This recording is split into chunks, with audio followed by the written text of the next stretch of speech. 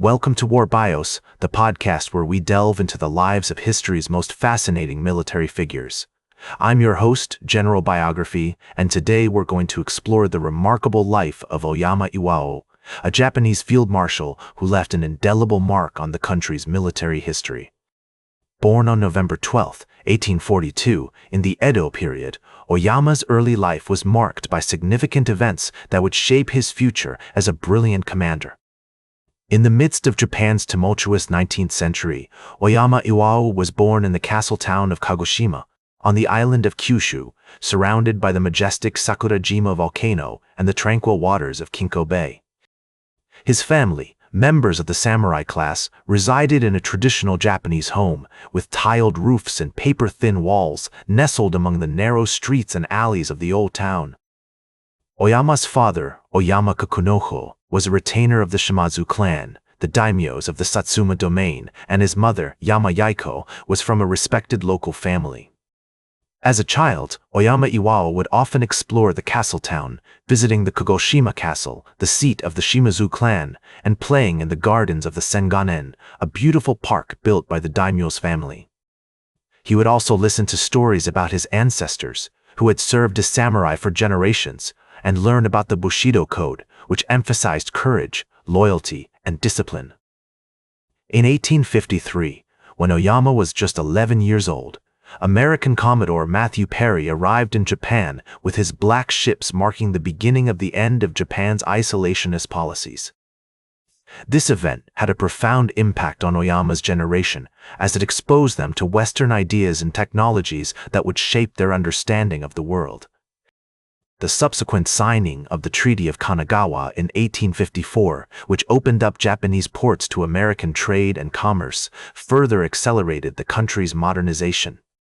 As the tumultuous 1860s drew to a close, Oyama found himself at the forefront of Japan's transformation from a feudal society to a modern nation-state. In 1867, he enrolled in the newly established Kagoshima Military Academy, where he received training in Western-style military tactics and strategies. This education would prove instrumental in shaping his future as a military leader. The influences of Oyama's childhood, education, and early experiences had prepared him for the challenges that lay ahead. His family's legacy, his own intellectual curiosity, and the significant events of his time all contributed to the formation of a remarkable individual who would go on to play a pivotal role in shaping Japan's military history. As we explore Oyama Iwao's early life, we see the foundations being laid for a remarkable military career. The historical context of his formative years, marked by significant events and figures, has provided the rich backdrop for his emergence as a future leader. We've witnessed how his family, education, and environment shaped his character and instilled in him the values that would guide his decisions as a commander.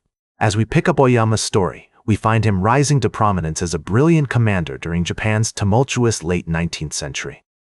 One of the pivotal moments in his career came in 1877, when he played a key role in the Satsuma Rebellion, a revolt led by Saigo Takamori against the Meiji government. Oyama's leadership and strategic thinking were instrumental in quelling the rebellion, earning him recognition as a skilled and fearless commander. Oyama's experience during the Satsuma Rebellion had a profound impact on his development as a military leader. He witnessed firsthand the importance of adaptability, innovation, and decisive action on the battlefield. These lessons would serve him well in future conflicts, including the First Sino-Japanese War, where he commanded the Japanese Second Army to victory against the Chinese forces. In 1894, Oyama was appointed as the commander-in-chief of the Japanese forces during the First Sino-Japanese War. His leadership and strategic vision were instrumental in securing key victories, including the Battle of Pyongyang and the Battle of Weihaiwei. Oyama's ability to coordinate and execute complex military operations, often in the face of overwhelming odds, earned him widespread recognition as one of Japan's most esteemed military leaders. Oyama's success on the battlefield was not solely due to his tactical prowess. He also possessed a deep understanding of the cultural and historical context of the conflicts he fought in.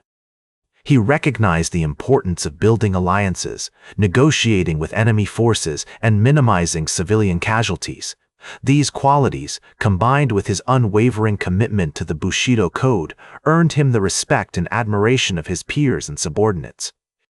Throughout his military career, Oyama was driven by a strong sense of duty, loyalty, and patriotism. He believed that a strong military was essential for Japan's survival and prosperity in a rapidly changing world. His dedication to this ideal inspired countless young officers and soldiers who sought to emulate his example and follow in his footsteps.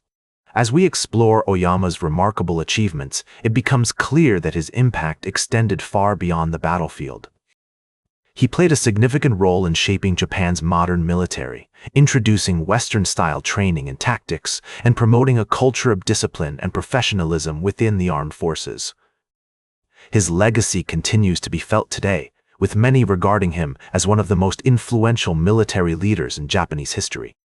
As we examine Oyama's later life, we find him continuing to play a significant role in shaping Japan's modern military. Following the First Sino-Japanese War, Oyama was appointed as the Minister of War, a position that allowed him to implement widespread reforms and modernize the Japanese army. He introduced new training methods, expanded the military's infrastructure, and promoted a culture of discipline and professionalism within the armed forces. One of Oyama's most notable achievements during this period was his role in establishing the Imperial Japanese Army General Staff College.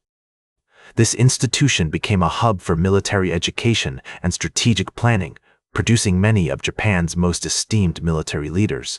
Oyama's vision for a modern professional military was beginning to take shape, and his legacy as a pioneering figure in Japanese military history was cemented.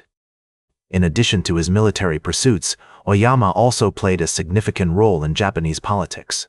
He served as a member of the Japanese House of Peers and was a close advisor to Emperor Meiji. Oyama's influence extended beyond the military, and he became a respected voice on matters of state and diplomacy. Despite his many accomplishments, Oyama's later life was not without challenges. He faced opposition from conservative elements within the military, who resisted his modernizing reforms. Additionally, Oyama struggled with personal loss, including the death of his wife and several close family members. These tragedies took a toll on his health and well-being, but he remained committed to his duties and continued to serve Japan with distinction. In his final years, Oyama reflected on his remarkable career and the many challenges he had overcome. He remained proud of his accomplishments and was humbled by the respect and admiration of his peers. As he looked out upon the modern Japanese military, Oyama knew that his legacy would endure for generations to come. Today, Oyama Iwao is remembered as one of Japan's most influential military leaders, a true giant in the annals of Japanese warfare. His commitment to modernizing the military, promoting discipline and professionalism, and serving his country with honor and distinction has left an indelible mark on Japanese history. That's all for today's War Bios. Remember to like, share, and subscribe, and until next time, I'm General Biography reminding you to keep marching toward victory.